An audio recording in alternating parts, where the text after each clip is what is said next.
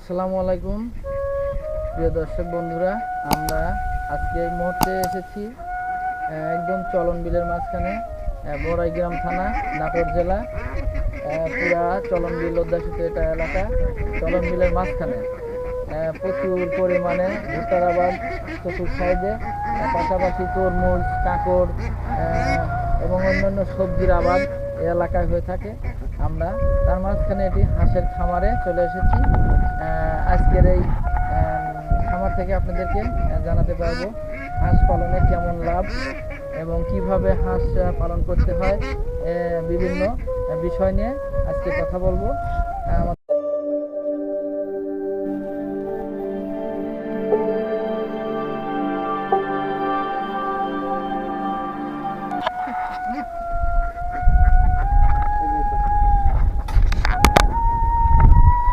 দেখুন প্রিয় দর্শক, এটা এই যে দেখুন নিচে হাঁস থাকে এবং উপরে কি হাঁস থাকে। এটা হচ্ছে একদম মাঠের মধ্যে। আমরা আপনাদেরকে একটু দেখানোর চেষ্টা করি। খোলা জমিতে একদম পাকা রাস্তার পাশে এটা। এই যে চারদিকে ফাঁকা জায়গা, নিচে হাঁস থাকে এবং দেখুন মাচা করে দেওয়া আছে, উপরেও হাঁস থাকে। এই ঠিক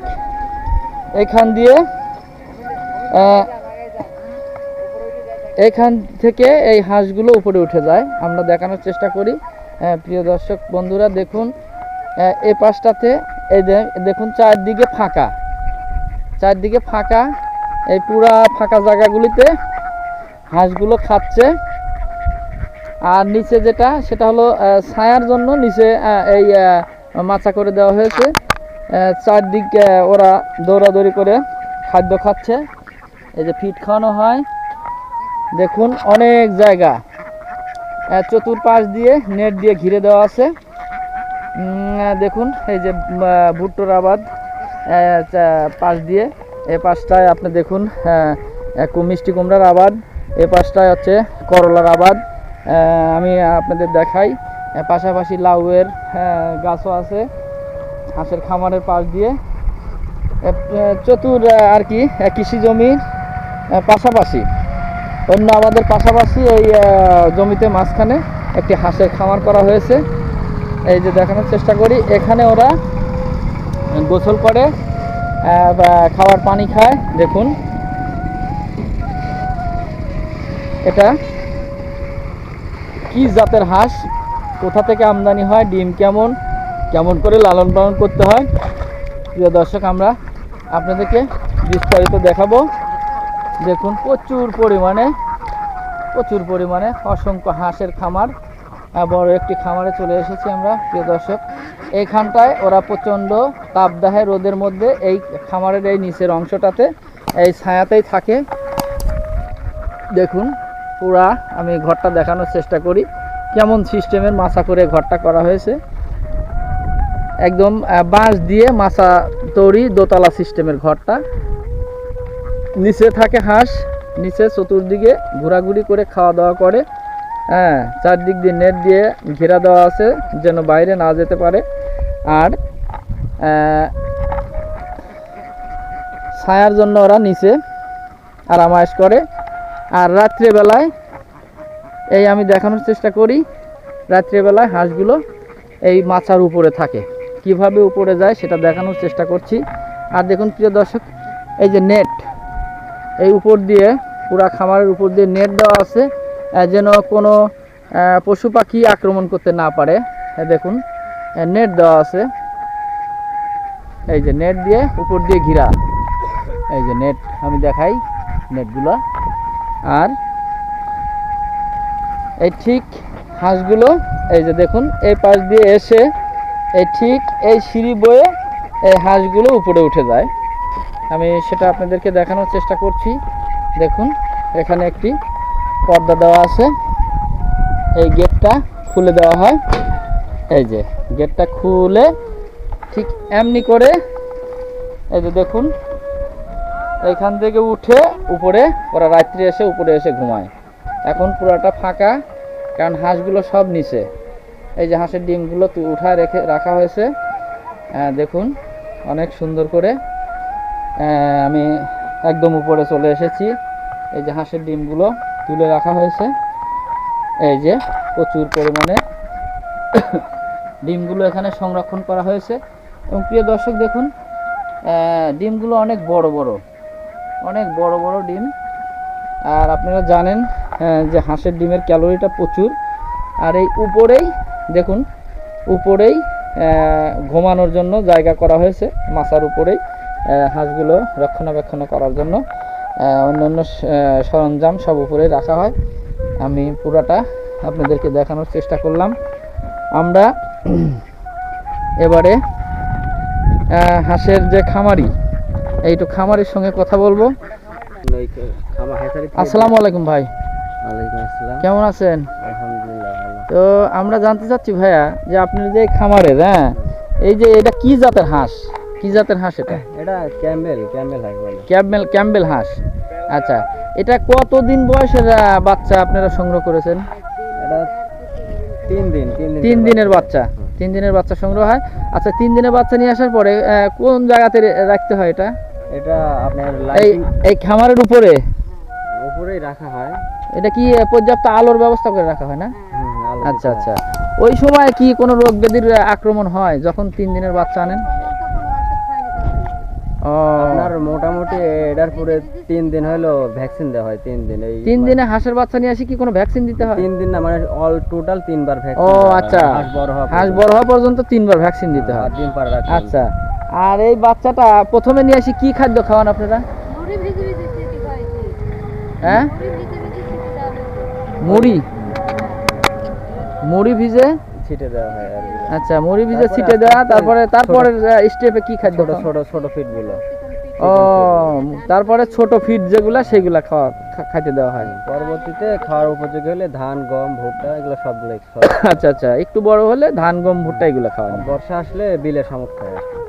আচ্ছা, বর্ষার পানি যখন আসে বিলে শামুক খায়, মানে ছেড়ে দেওয়া হয় তখন। ছেড়ে দেওয়া হয়। আচ্ছা। আর এই হাঁসগুলোর এমনি রোগ ব্যাধি কেমন হয়? আচ্ছা আচ্ছা, ঠান্ডা জ্বর এগুলা হয় না? ওষুধ মানে সবসময় ওষুধের?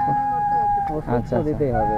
আচ্ছা, এটা কত মাস পরে এই ক্যাম্বেল হাঁসটা, ক্যাম্বেলই তো না, কতদিন পরে ডিম আসে?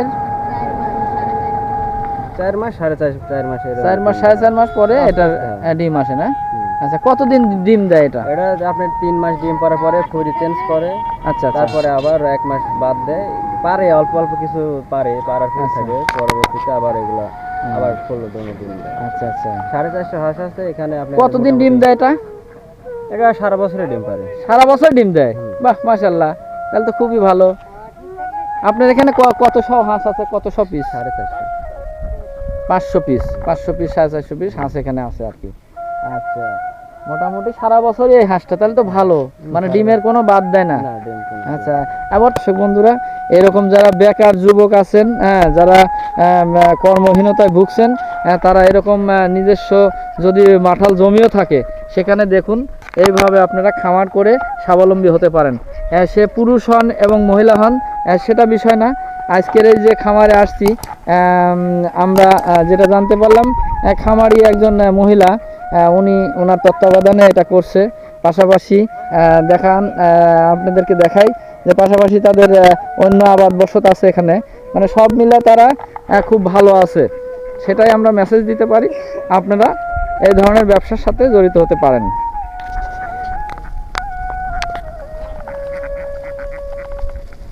প্রিয় দর্শক দেখেন, এটা মাঠে খেতে গিয়েছিল এই হাঁসগুলো, খামার থেকে নিয়ে মাঠে চড়ায়, এটা খোলা মাঠে খাওয়ায় নিয়ে আসলো। এই হাঁসগুলোকে আমরা দেখানোর চেষ্টা করছি। দেখুন, একদম খোলা মাঠে সারাদিন খানা খেয়ে এই যে এখন রওনা হয়েছে তাদের নির্দিষ্ট গন্তব্যে।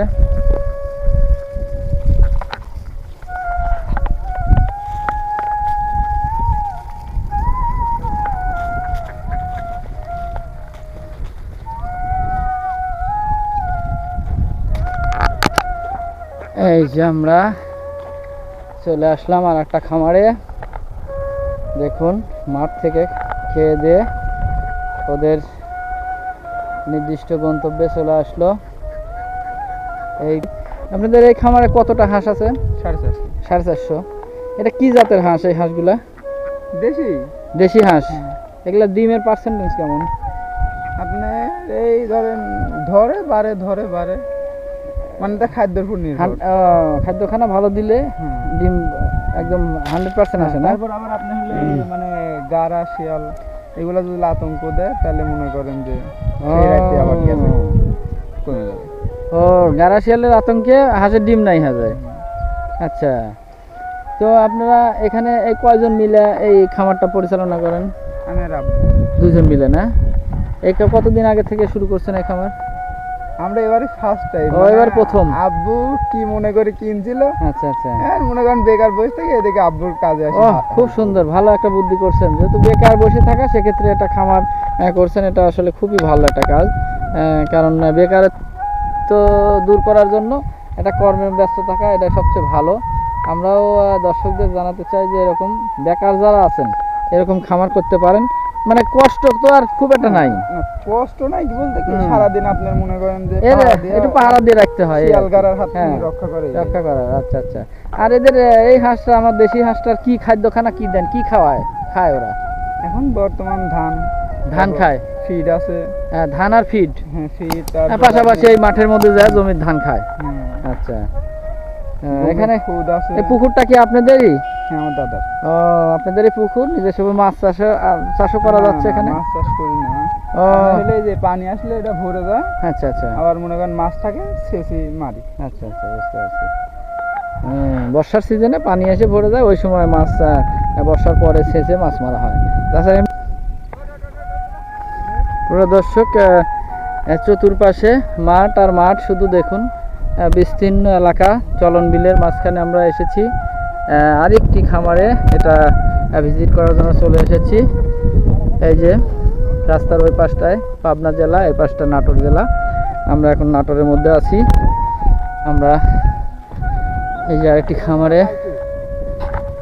খামারের সঙ্গে কথা বললাম, আমরা জানতে পারলাম এই হাঁসগুলো খোলা মাঠে খাওয়ায়, ধানের জমিতে, পাশাপাশি এখানে নিয়ে এসে ধান খাওয়ানো হয় এই জায়গাতে।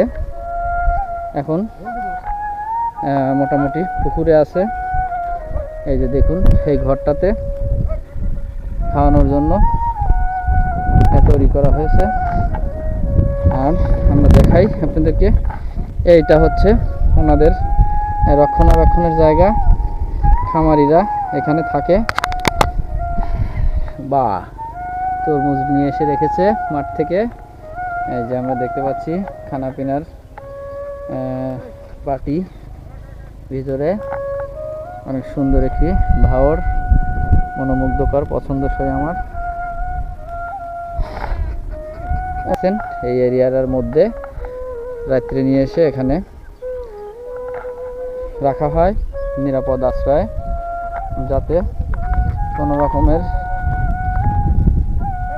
কোনো কিছু আক্রমণ করতে না পারে। বিশেষ করে শিয়াল এসে আক্রমণ করে, আত্মরক্ষার জন্যই কিন্তু এই ঘরটা থেকে পাহারা দেওয়া হয়, সার্বক্ষণিক পাহারা দেওয়া। এইখানে দেখুন, এই কারণে নেট দিয়ে ঘেরা থাকে চতুর্পাশটা। দেখুন এই যে পুকুর থেকে অলরেডি চলে আসছে, উপরে উঠে চলে এসেছে। এখন তার এই নির্দিষ্ট আশ্রয়ে এখন চলে যাবে এই হাঁসগুলো। এখন এই যে দেখুন ওনারা এখন খাওয়া দাওয়া শেষ, পেট ভর্তি হয়ে গেছে।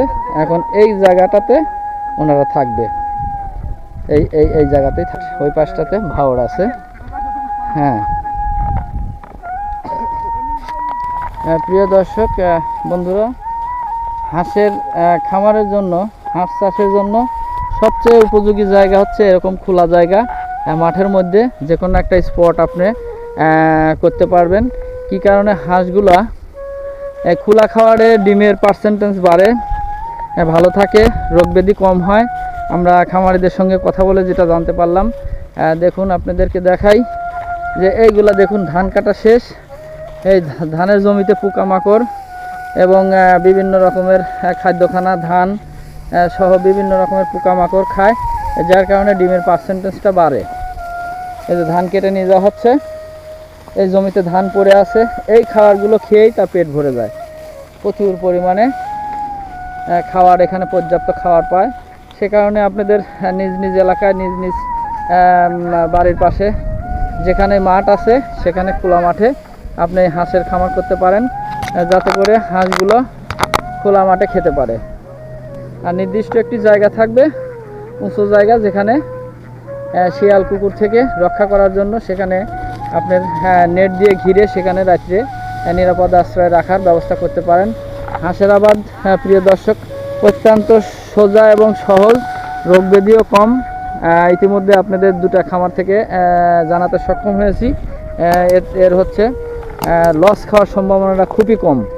একটু নিয়ম মেনে চললে আপনি এই খামার থেকে লক্ষ লক্ষ টাকা মাসে ইনকাম করতে পারবেন। আমরা এটুকু আপনাদের আশ্বস্ত করতে পারি।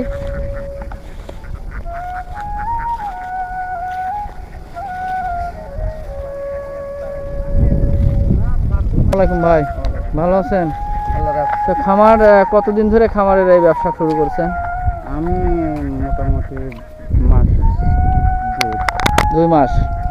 আপনার ওখানে ছেলের সঙ্গে কথা হলো, এই প্রথম আপনারা শুরু করছেন? এর আগে কি করতেন? কৃষি কাজ করতেন না? এই বাচ্চাগুলো, এটা কি দেশি জাতের হাঁস? হ্যাঁ, এই বাচ্চাগুলো কেমন, কত দামে কিনছিলেন? 55,000 টাকা কিনছি। 500 টাকা পিস। 550 টাকা পিস প্রতি বাচ্চা? বাচ্চা নাকি ডিম পাড়া কিনছি। ও আচ্ছা আচ্ছা, আপনি 55,000 টাকা ডিম পাড়া হাঁস নিছেন। তাতে ডিমের পার্সেন্টেজ কেমন এখন? 90%। 90% না? ভালো। ডিমের কোয়ালিটি কি বড় না ছোট? এগুলা বড় আছে, ছোট ছোট আছে না? বাজার কেমন এখন? প্রিয় দর্শক, এই মৌসুমে খাদ্যটা খুবই কম লাগে, যার কারণে এই সিজনটায় লাভটা একটু বেশি। আমরা অনেক সময় মাঠে ঘোরাঘুরি শেষে আমরা এখন একদম মেইন রোডে উঠে পড়েছি। দেখুন, চলন বিলের একদম মাঝখান দিয়ে রাস্তাটা।